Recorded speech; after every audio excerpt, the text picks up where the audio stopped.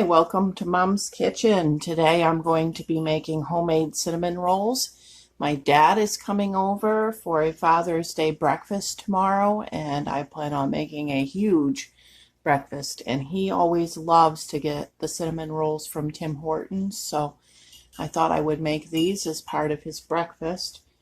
Now, the recipe that I'm using is in this old Betty Crocker cookbook, and I've used this recipe a lot throughout the years, but I don't make cinnamon rolls that often.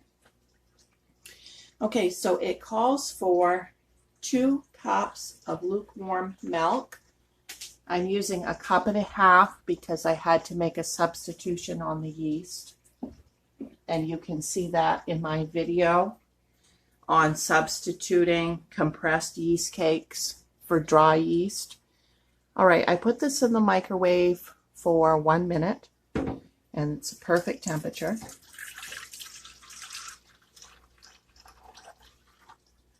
Next is half a cup of sugar.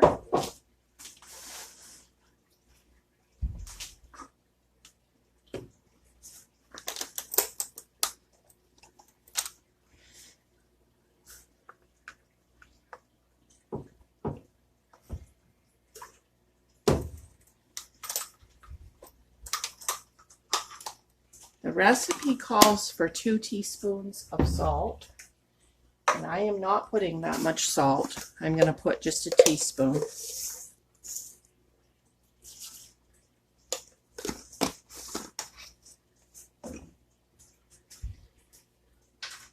Then 2 compressed yeast cakes. Instead, I have 5 teaspoons of dry yeast with a half a cup of warm water that has set 5 minutes.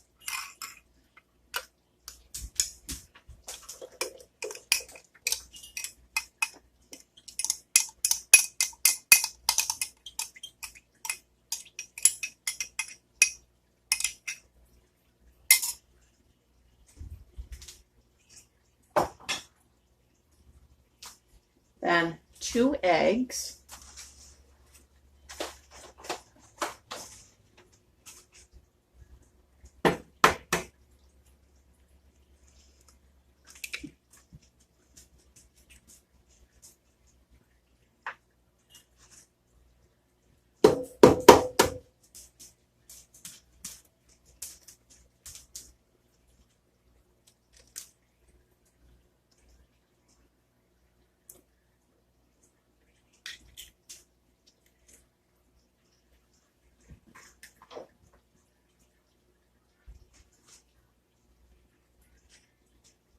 A half a cup of soft shortening.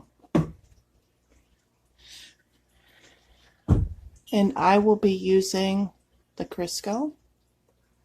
I'm sorry guys, in order to get this camera high enough that you could see down into the bread machine, I have it sitting on a step stool and a box.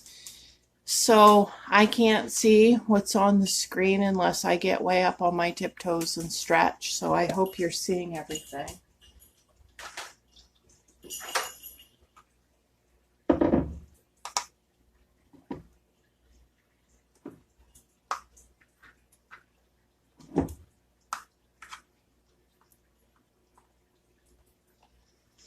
Okay, my half a cup of soft shortening. I'm assuming in these old recipes that they say soft shortening, like as opposed to hard lard, because I've tried replacing soft shortening with oil, which is what some people suggest, and it is not a good replacement. The Crisco works really good for soft shortening. I assume that's what the recipes meant.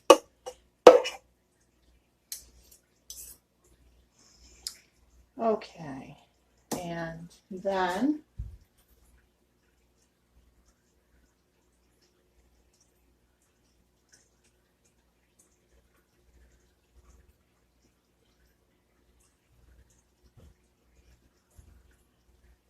seven to 7.5 cups of flour.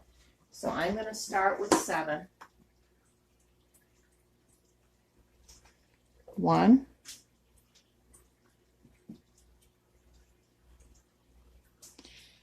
2,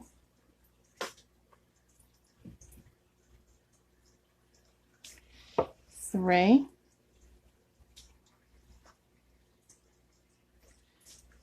4,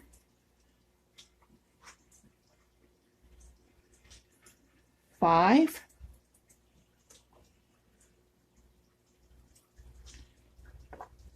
6, and 7. I am using the King Arthur unbleached flour. That's my preference, but get what you can get.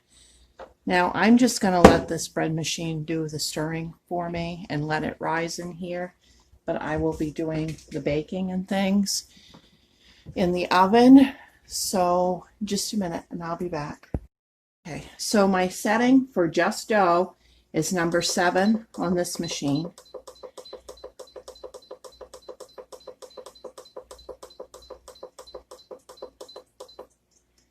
And what I will do is I'll hit the start button and let this start stirring. In a few minutes, I'll check it. And if it looks too wet or sticky, I'll add that extra ½ cup of flour. All right, we'll be back. Just checking in on this. So it did take just the 7 cups of flour with the kind of flour that I use. You can see it's bouncy when I press it. It's not sticky in any way. But I did have to have this machine stir it 2 cycles because, 7 cups of flour filled this clear to the top.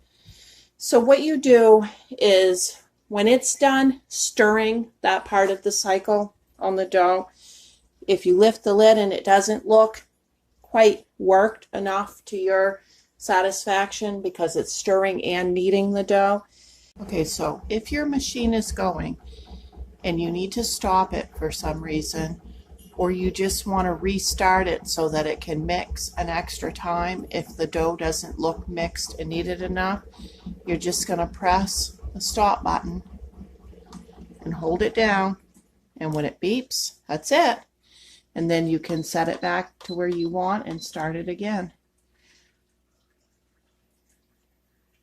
On it that it's going to raise with the cover closed. Now, if you do not have a bread machine and you want me to show how to make this just with your hands, then comment below and I can do that. If you don't have a bread machine and you want a bread machine, they are about $35 and they are well worth the investment. You can bake the bread right in here, or you can just have it work the dough like I'm doing. And I've had this one about 10 years. It was used when I got it. This is a shout out to my Uncle Peter and Aunt Joan.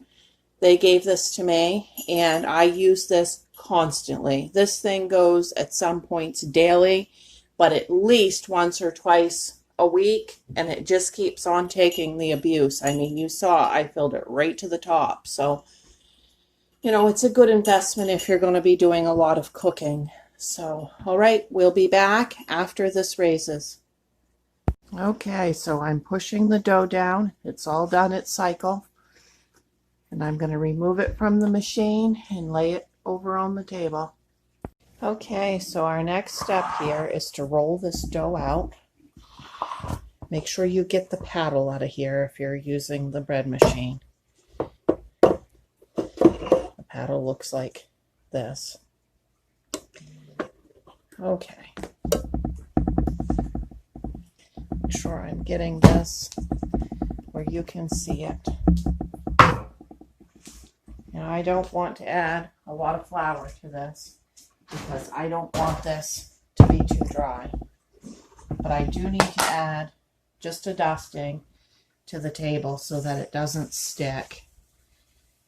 And the dough isn't that sticky anyways because I made sure it had the right amount of flour in it. But it is still a little bit sticky.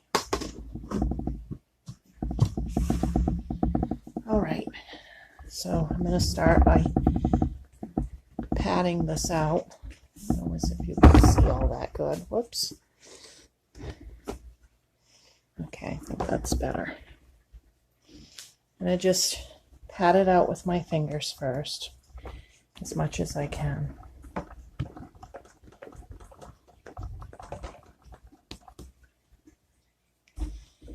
And then I'm going to put a little bit of this flour onto my rolling pin and start rolling.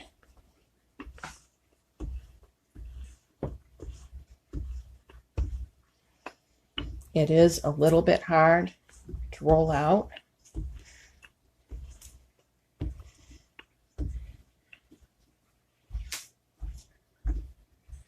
Especially doing it around the camera.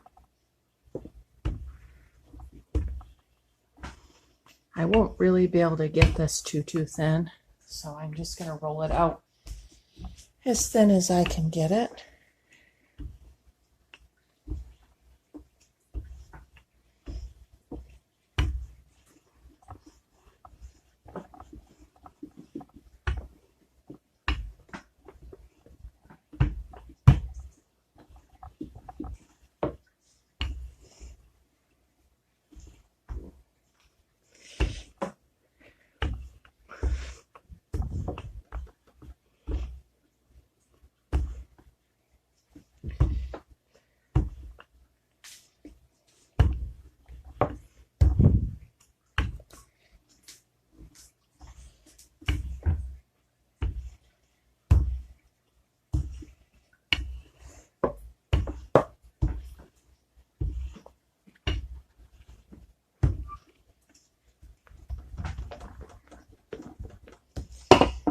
Okay, let me zoom you out a little bit. My dough is bigger than the screen here.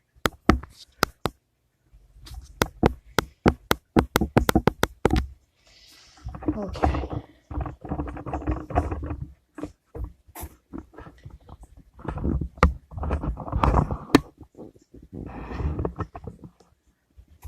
All right. And right here, I want it to kind of be as straight as I can.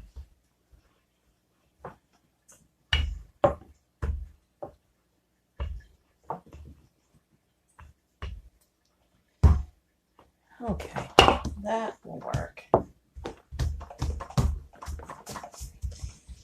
All right, so next we are going to spread this dough with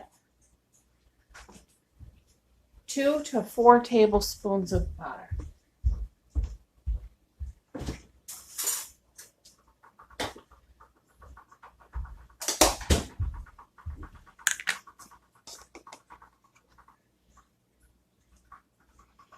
I'm just going to spread some on here, eyeballing it. I'm using the Country Crock. That's what I have on hand.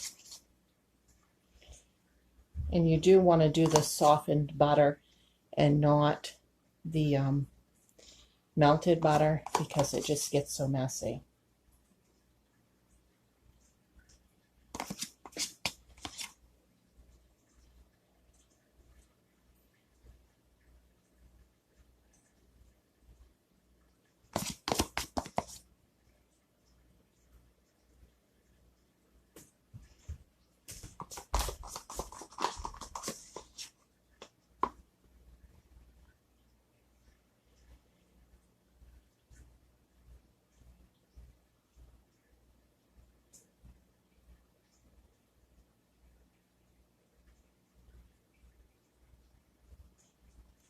Okay, that ought to do it.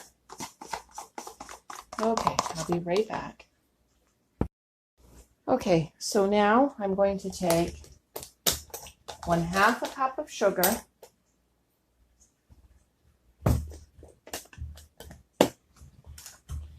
and 2 teaspoons of cinnamon,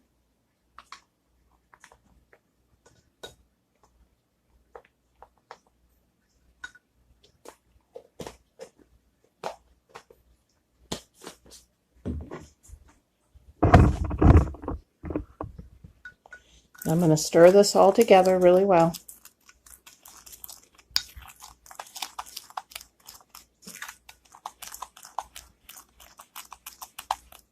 Okay, and now I'm going to sprinkle it all over this.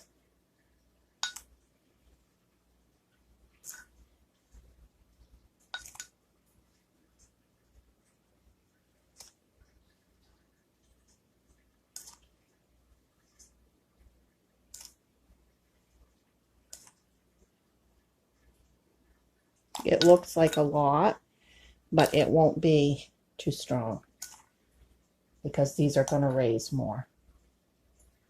We got a lot of cinnamon rolls here.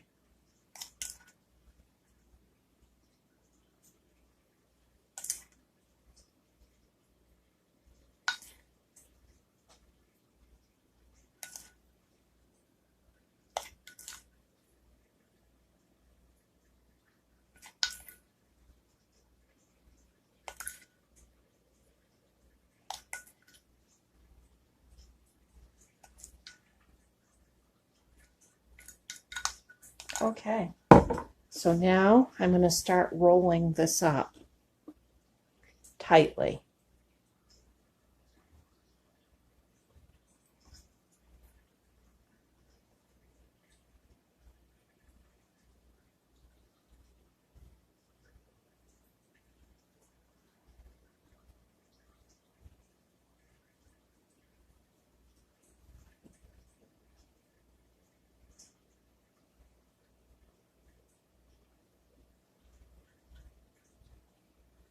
Okay. All right. Now I'm going to pinch the sides in. Okay, I'm just going to pinch it.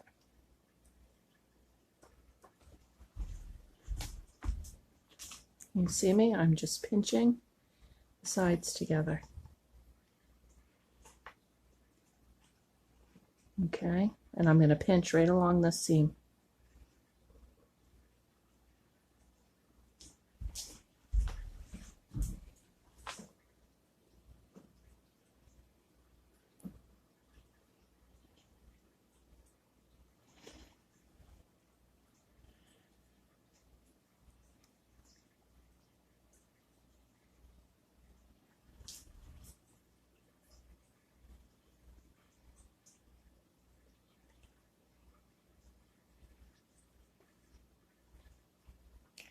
Okay, now I'm going to roll it right over with seam side down.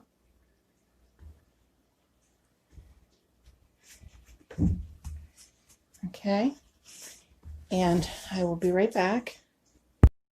Okay, now I'm just going to start cutting these.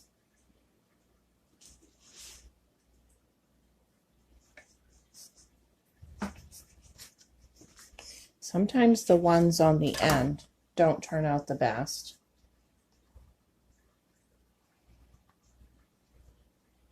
But that makes it nice because you can have them for a little snack after you bake these and save the rest for whatever you needed them for.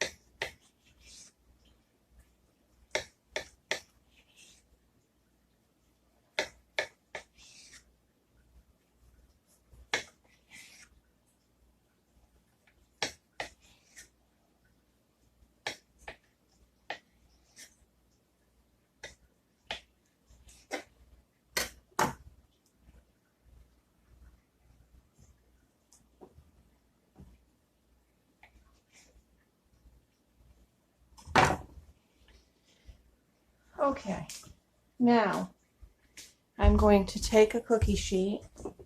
Let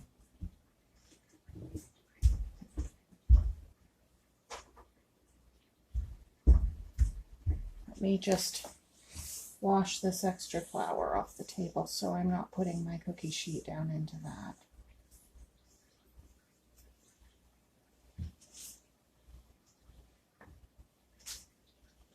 Okay.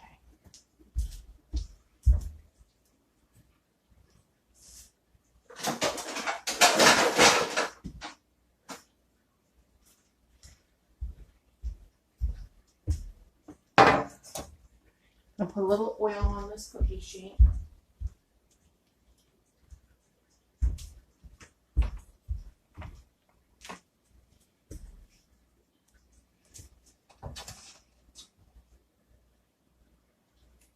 Just a little bit, maybe a tablespoon.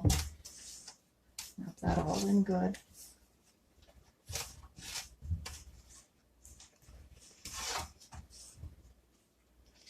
Okay, now I'm going to start laying these out right on the sheet.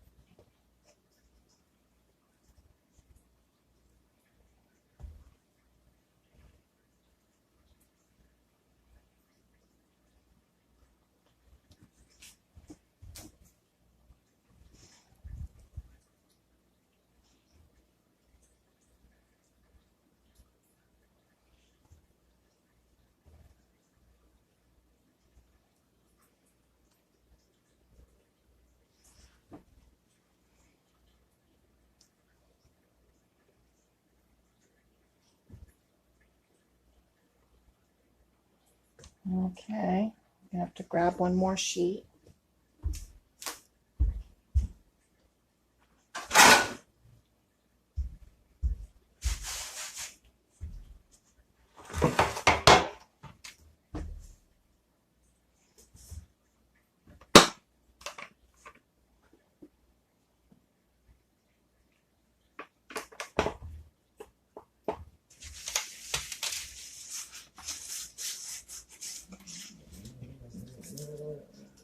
Okay, finish laying these out.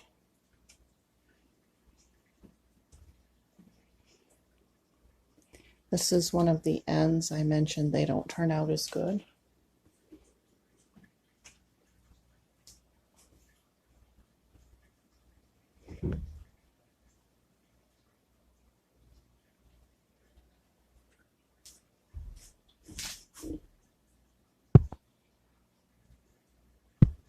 Okay, now I'm going to cover these with plastic wrap and let them rise again until they're double the size they are now.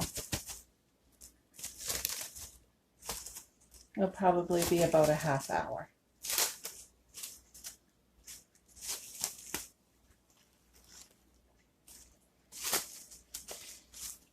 If this was normal bread, I would cover it with a dish towel, but with that filling, I don't want that on my dish towel.